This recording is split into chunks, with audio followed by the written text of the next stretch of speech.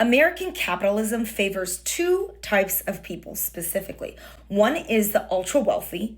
It supports entrepreneurs, specifically people that can deduct from their earnings. So it's not really helping the middle rich. Like the middle rich people are these high W-2 jobs. Those people, it doesn't really help because you don't even get a lot of the tax benefits, even if you are a real estate investor, if you can't claim the real estate professional status. Like many W-2 workers who aren't full-time investors, they can't claim that particular status. So if you just make like $200,000 a year as a W-2 worker, you're actually not benefiting from American capitalism as much as you are the entrepreneur who owns your own LLCs, who owns all sorts of different things. You get taxed differently as a business owner versus like a high earning wage earner.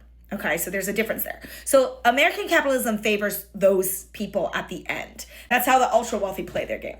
Now, the other side of the coin of what American capitalism favors is the ultra poor.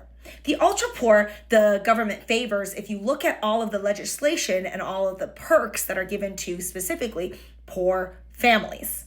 If you have a family where there's children, there's a certain amount of them, and you're making under a certain amount of money, then you unlock a lot of benefits. You unlock food stamps, you unlock specialized housing like Section 8 housing, you get prioritized, you get all sorts of different treatment when you are under a certain income level with a certain amount of kids, which is why, you see a lot of the incentives at the lower levels. It's not really pushing people to strive to become middle class, because once you become middle class, all of those perks go away. And once you get started on those perks, that's the true poverty trap. Once you're in these perks, it's very hard to give them up. Then you have to work to earn a wage. And so your net, once you account for the true cost of housing, the true cost of food, the true cost without support of certain pricing, then you would not want to leave the poverty trap, because the poverty trap is actually okay. You can sustain a lifestyle on the government benefits, especially like I said, if you have a disability or you have children or you're making under a certain amount. My point here is this: you got two choices in America pretty much. You can go one route or the other. My strategy: climb out of the middle class as soon as possible. I would rather be rich. Now, I'm not knocking anyone's strategy.